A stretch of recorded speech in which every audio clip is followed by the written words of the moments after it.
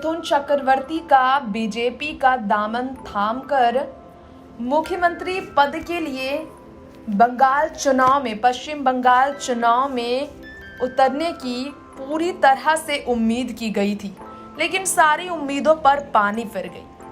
अफवाहें थी, ये कहा गया था कि मिथुन चक्रवर्ती सांसद बनकर राज करने की तैयारी में है, लेकिन मिथुन चक्रवर्ती सिर्फ स्टार प्रचारक ही बने रहे और बीजेपी की जो नई लिस्ट तैयार हुई, चुनाव लड़ने के लिए जो टिकट मिली, उसमें मिथुन का नाम ही नहीं।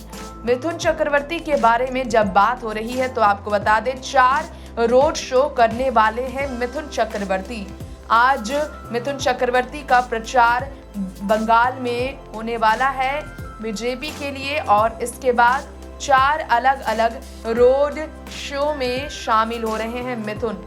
खुला चैलेंज देने वाले मिथुन चक्रवर्ती की बात की जाए तो बीजेपी ने उन्हें सीट नहीं दिया, लेकिन उन्होंने ममता बनर्जी यानी कि पश्चिम बंगाल की मुख्यमंत्री को चुनौती देने के लिए सीधा उन पर निशाना साधा था। तृणमूल कांग्रेस के सदस्य कभी मिथुन चक्रवर्ती हुआ करते थे, ये सब जानते हैं, लेकिन इस बार बीजेपी का दामन थामकर उन्होंने जिस तरह से जीत की उम्मीदें की, लोग चौंक गए हैं।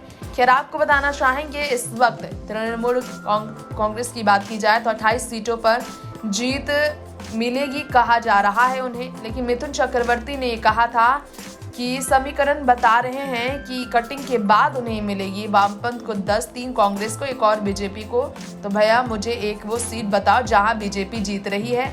ये कहना था मिथुन का कि अगर हर किसी को छोटा नहीं कर रहे हैं तो जानना क्या चाह रहे हैं हम, मुझे बता दे। तो इतने लोग जो धूप में खड़े होकर सुनने आ रहे हैं, उन्हें क्यों परेशान करेंगे?